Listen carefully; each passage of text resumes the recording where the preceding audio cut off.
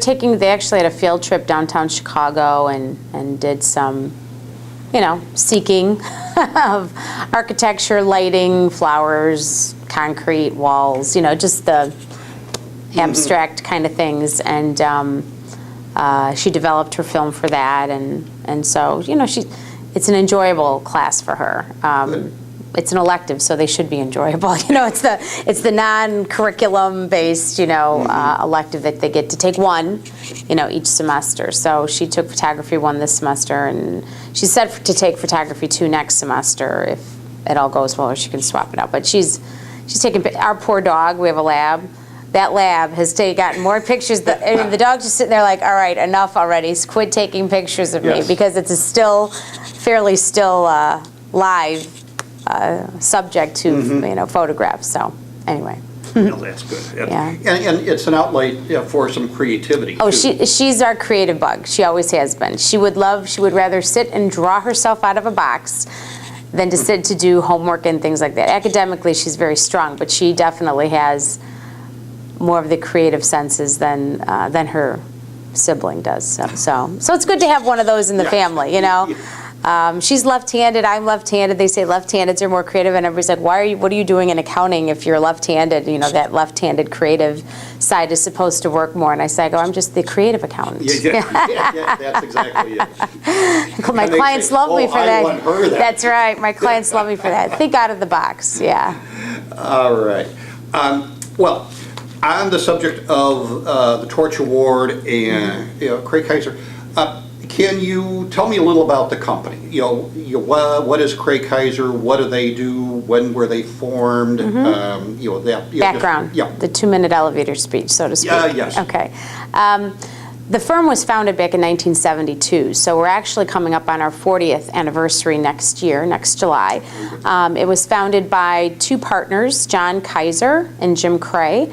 John Kaiser is still with the firm, and we've grown from 2 partners in a small office in Oak Brook to almost 30 people with 6 partners today. And the evolution of our firm really has grown, certainly in size and by experience, but most of all, the niche that we take care of is the closely held family-owned business.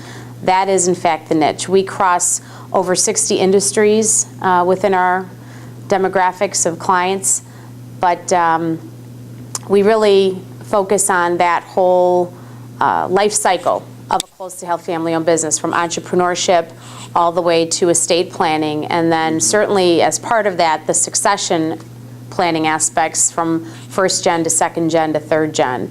And we do have third generation clients actually with our firm that have been with us for the 40 years since 1972. So Jim Cray and John Kaiser came from 2 larger regional firms and basically decided at a very young age to set out on their own and do this. So the partners all come from a varying background. Some of us have grown up here at the firm. I've been here for 25 years. Oh, really? And became a partner about 12 years ago.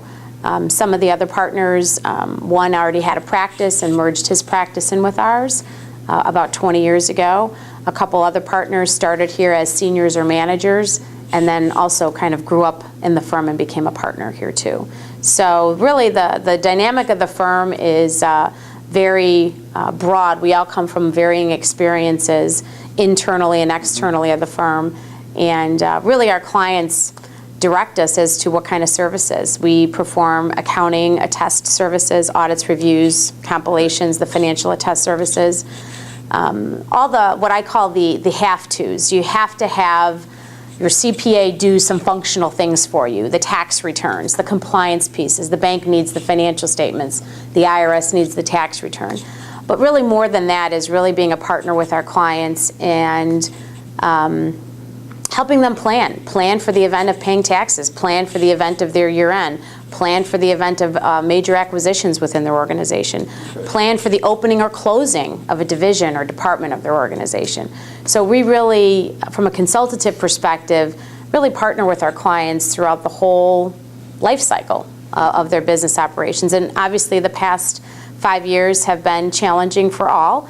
and most, and we really, those clients that are that middle market, closely held family-owned businesses, they're the ones that know how to, notch the belt straps a little bit tighter, because they've, not that they've seen this before, but they know how to manage their size and space during tougher times. They don't want to fire their people. They want to keep everybody and perhaps have price cuts or salary cuts specifically.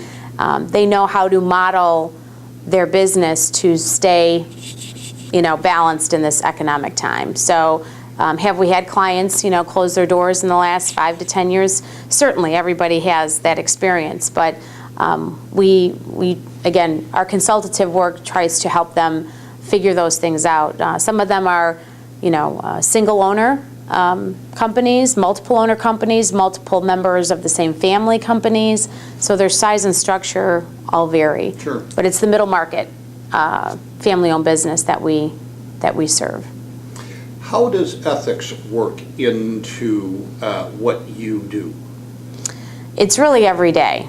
When we pick up a phone call from a client and we're consulting with them on making a business decision, we have to make sure that we're maintaining our independence. First of all, we need to maintain that we're providing them ethical, moral, consultative services relative to what they want to do. Sometimes we're just the bouncing board. The ethics piece, from an auditor perspective, we are going in, as I said before, to companies and performing audit into test functions, and we are that ethical vein that needs to be sure that these organizations are following the general accepted accounting principles that are our guidelines and their guidelines to issuing financial statements. With respect to tax compliance, obviously there's a big ethical piece there. We have to understand the law, understand the IRS's position, and certainly understand our client's position too, and make sure we are navigating in those waters in all fairness. So the ethical piece of our industry it really happens every day. What was the reasoning or the impetus for you putting in the torch award entry? We were, from what we understand, nominated by one of our clients anonymously. Right. I tried to get Tom Joyce to tell me who nominated us, so we could certainly thank these people, but we actually were nominated for the last 3 years. 3 years ago, our first year nomination, we were an honorable mention, which was still in its own right an honor. Last year, we actually won the Torch Award on business ethics for the first time. We were also nominated again this year, and not to hog the platform, we decided not to put in an application this year, only for the mere purpose of we know we have a great model of an organization. Obviously the BBB feels so because we've passed through their doors before. We wanted to give the other players in the arena a fair chance at applying for our level, which I believe is 50 and under, which is the category for which we won our award in, because they have different levels within the BBB Torch Award. So we were nominated. We were certainly honored, and out of the blue nominated. We got the letter, and Cray Kaiser handed it to me. He goes, "Do you know anything about this?" And I said, "It's an award. Let's see what we have to do." So that's kind of how it unfolded, 2 years ago, initially.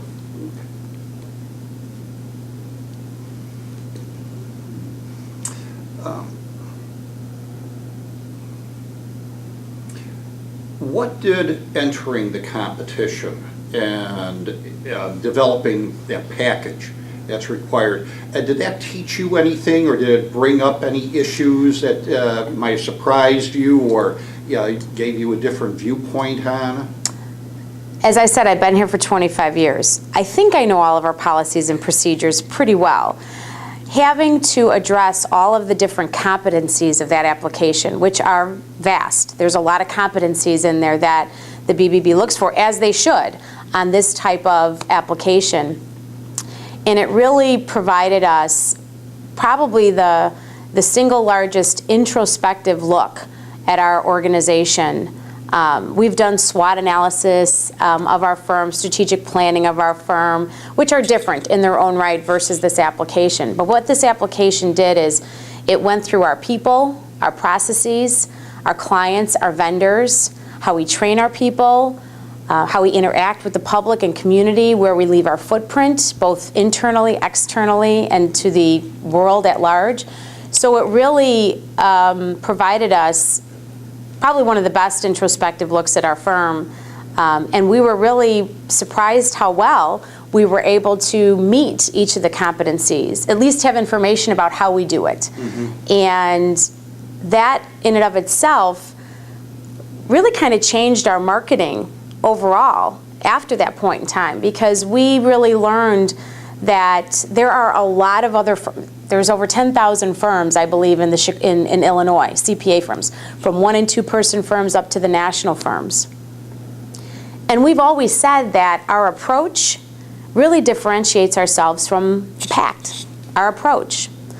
And really this application process affirmed that really our approach to handling client situations, handling customers, handling the community, doing volunteer work, etc., is what really sets our firm apart. Because we do compete with the larger firms, regional firms in the area. We certainly compete with the smaller firms. Because we're a 30-plus firm in size, we compete with both sides of the equator. And I think that was the single largest educational piece of this effort, was really affirming our approach is what differentiates us from the rest. Just checking. You were talking. Okay. You covered a number of questions, answered a number of questions mm-hmm. in that one answer in that. But how do you use the fact that you've won the Torch Award with, let's say, internally as well as externally, sure. with employees and with clients? Sure. Well, let's start at that entry point. When we're hiring new employees, obviously we want them to know kind of who we are as a firm. In as much as they're soliciting us to get a job here, we're soliciting them to come and work for us. I mean, it's a two-way street. And that is part of the conversation. We acknowledge to them that we are certainly a member of the BBB, that we have received honors and awards in this arena and in others relative to our credibility, our footprint that we have in the community. So from an employee perspective, that always happens. From a client perspective, existing client perspective, we obviously needed them as part of this application. We needed testimonies from our clients. And that was part of the other reason why we didn't want to apply this year, because we had hit different clients certainly in the last 2 years of testimony retrieval, but we figured, we've heard so much great things about our firm, and testimonies are great. They reaffirm, the customer's appreciation of what you do, and many times those are unsaid. They don't have to be said. The client doesn't have to say thank you. They're paying for our services. That's thanks enough. Our relationships stem over 25 to 40 years with most of our clients. That says thank you enough. But really, our clients, when they heard that we had won this award, we got calls and emails from all kinds of clients, just further recognizing us about that. In our marketing materials, we obviously have the BBB and the Torch Award. We actually have the taped receipt of the award with Ron Majors on our website, where we actually received the award and Ron said those wonderful things. We had a company come in and tape that receipt of that award as part of it so that we could put it on our website and have certainly Ron Majors giving Cray Kaiser, when does that happen, an award on business ethics. When we're talking to prospects or making new relationships with bankers, attorneys, our referral sources at large, and we tell them that we've won this Torch Award, it's important. There's actually, once they understand, the Torch Award at large, everybody knows who the BBB is, pretty much in the Chicagoland area. But that Torch Award on business ethics, from the BBB is probably not as recognized maybe as it should be. Once I told or share with the people, they're like, well, how did you win this? What was the process? And we kind of spend a little time telling them because they're interested to find out what this is all about. We say there was over 2,000 applications and a 2-month wait on getting people to look at our 3-inch binder of information about our firm, and that we were one of 6 to win this award. There's a big aha. There's a big sense of appreciation that, boy, this firm must know what they're doing. Specifically, again, in our industry where ethics is held to such a high accountability, that we receive that award. So from employees to customers, from a vendor perspective, many of our vendors, in our industry, we don't have a lot of vendors. We have pretty stapled as a service business, certain vendors that we use. And so they were certainly an applause of our award recipient, the receipt of the award, but at the same time, really from an employee, client, and marketing perspective, it really made a difference and continues to do so. Wonderful. I'm glad you're making good use of it, and it's appreciated. Yeah, well, and you don't win an award and just put it on the shelf. These are things, Marketing 101 kind of tells you that when you win an award or you reach a milestone mark in your organization, that's public news. And we actually use the marketing material sheet that the BBB gave us within our brochure. It's actually an insert to our brochure. So as we're handing out our brochure collateral information to prospects and clients and referral sources, that's there. So even if we miss talking about it, when they go through our brochured information, it's there. It's there. Wonderful. As an aside, if you have a copy of that, I'd like to either take it with me or take a quick photo of it. We have it. We have multiple copies. Be happy to share with you. And I noticed the torch award was in the lobby, and I'd like to get perhaps a shot of that. Sure, sure. In terms of ethics in general, and that, how do you see ethics in business today? Is it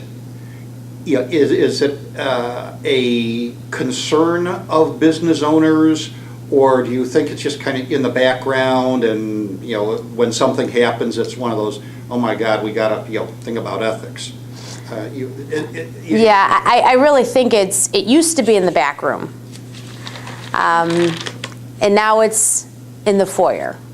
And the reason why I say that is the examples, read the newspaper in the business section, pretty much on a weekly basis, they're talking about some fraud, some level of fraud in business, whether it was somebody who took goods and materials out of the back, somebody who absconded with hundreds of thousands of millions of dollars of an organization. In trying times, people make bad decisions. Individuals make bad decisions. And so the ethical piece of business has been challenged. Again, it was understood that you just do the right thing. You do the right thing every day.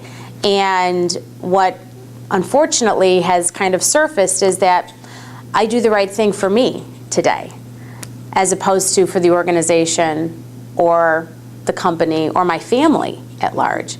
So I think the ethical piece of business, we've actually written white papers on fraudulent activities and how to prevent it and how to keep better internal controls in business activities.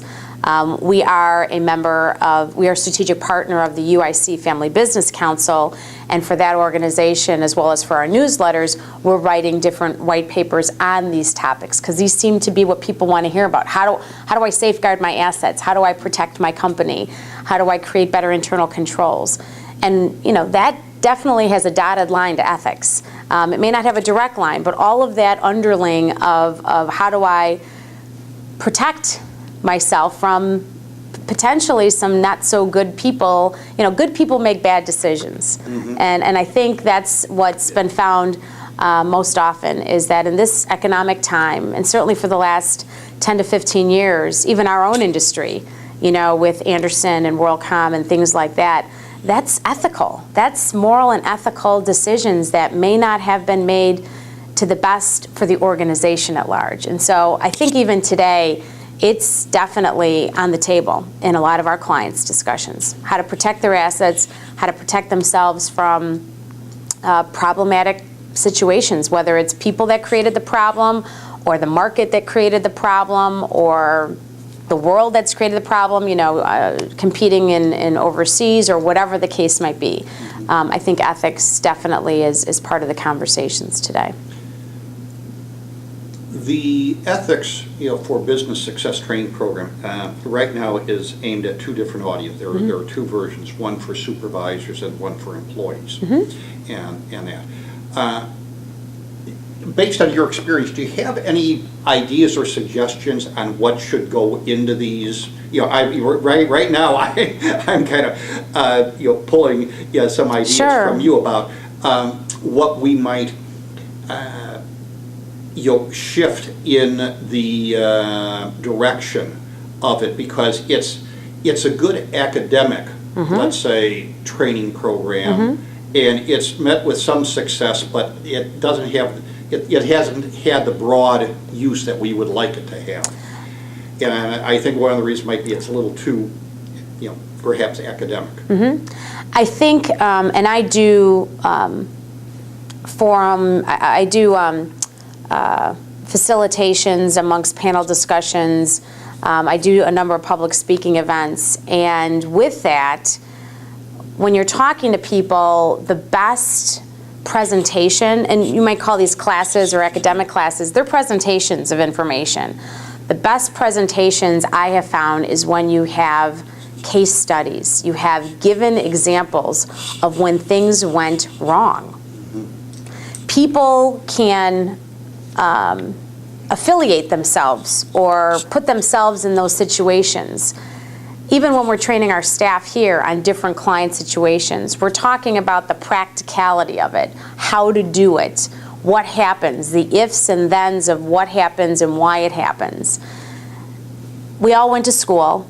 We all have different certificates, different levels of education. That's all the foundation of what we do, but the practicality, the case studies, given examples, given storylines of testimonies of companies who have had situations happen to them, and people to come up and share their news, bad news, potentially embarrassing news with a given group of people is very hard. But I've seen it happen, and the impact to that type of discussion and Q&A that happens after that person provides that testimony of something that happened to them is really very powerful. So people, again, they are more magnetized to I guess it what keeps us reading the newspaper too. Sometimes the bad things, the problematic things that happen, you want to know about it. You want to know how it happened, why did it happen. There's certainly the pillars of ethics and the pillars of character that you can educate people on and say, this is what you're supposed to do. And let me tell you why, because this is what can happen if you don't. Or these are the types of situations you could be brought into if you don't have that ethical, moral, mainstay in who you are. And again, I think a lot of this goes back to, I read a lot about generations, different generations, and There's been a lot. 5 and 6 generation. We've got 5 generations in the same workspace the workspace right now, and so. My parents didn't talk about ethical and moral behavior. It was part of your genetic makeup. And I'm not saying it's not part of the genetic makeup, but it needs to be discussed more now. It was expected. There was a lot less technology impacting our lives, telling us all this information that we have to try to disseminate what's right and wrong. So with that, things become a little bit more murky. They become a little bit more faded as to what's the right thing to do and what's not so much the right thing to do. Well, this guy got away with it. Why couldn't I do it? Some of the best presentations, getting back to your question on, what type of ideas would there be, have some keynote speakers come in. As part of this educational event, there's lots of people who have written books on fraud. I've heard many of them. Have them come in for part of the discussion and exchange with the audience, what they did. Some of the people I've actually met and talked to, they were incarcerated for, 5 to 10 years. Yeah. And how they did it. Because myself as an auditor, I want to know, because my brain doesn't think that way, how can I get away with it? I have to be skeptical by design.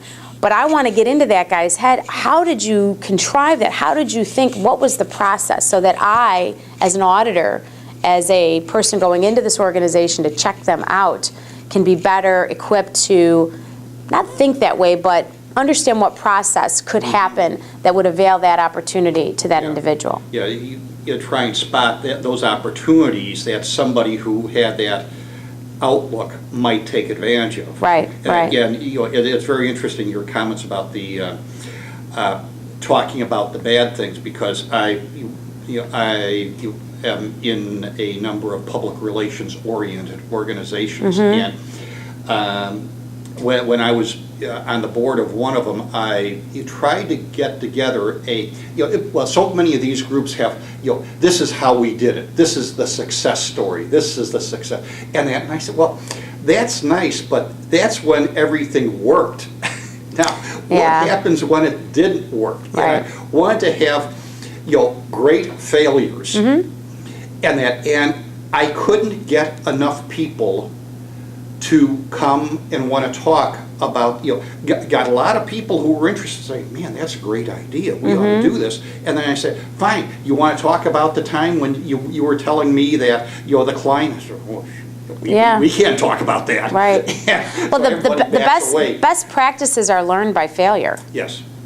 That's how you develop best practices. Not by continuing to pat everybody on the back and saying, oh, we did just such a great job. Because guess what? The next group of people are going to bring it to the next level and be even more successful in all likelihood. When things are working great, and especially on boards, because I sit on a number of boards too, I'm always humbled by the thought that, we did a great job, but guess what? The guys behind us are probably going to rock their world even more than we did, because they're going to take our best practices and make them to the next bar. You would certainly hope so. You would certainly hope so. And then when you leave that board and things kind of get settled and you hear about some of the good, and I go, you know what?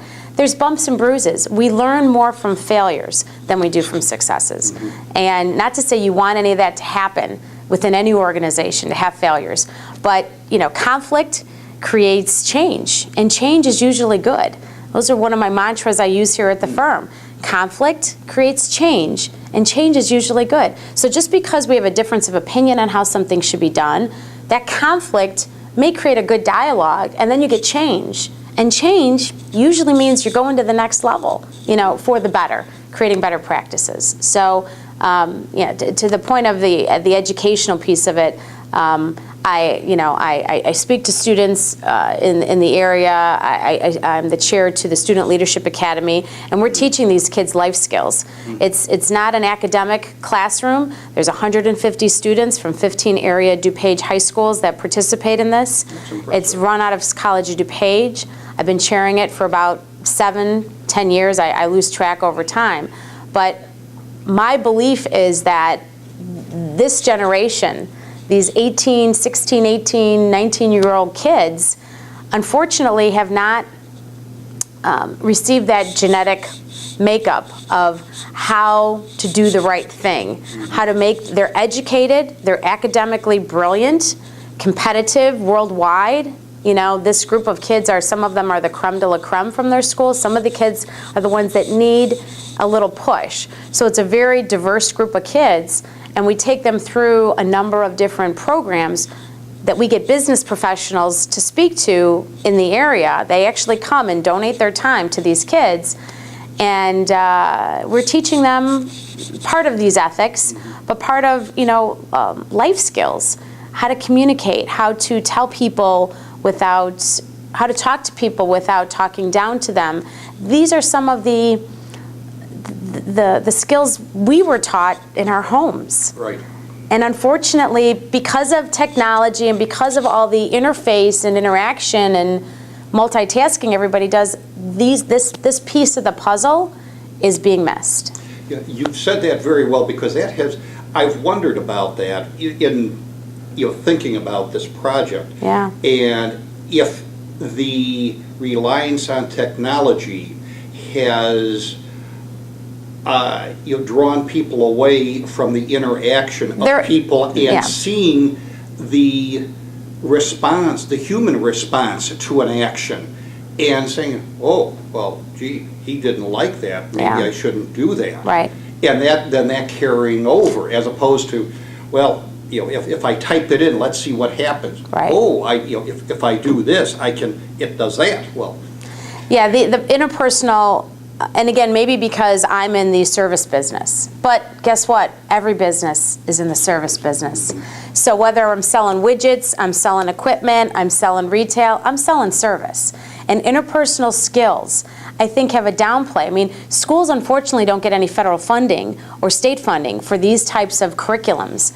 And so, and because of the family dynamic, which has changed in the last 30 years, of course, to having somebody home all the time with these kids, to having latchkey kids coming home from school and, walking the dog and taking the garbage out, and, oh yeah, mom and dad get home at 7 o'clock at night.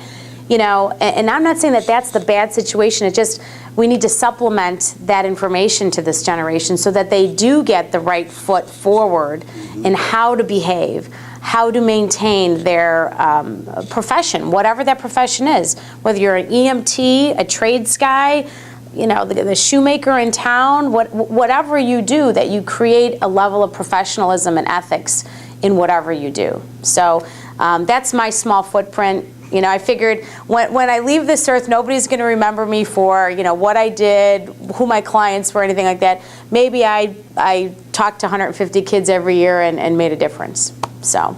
Well, that, like you say, you are contributing. Trying to make a footprint. Yeah. That's all you can do is try. Yeah. Let me turn this off, and then I would like to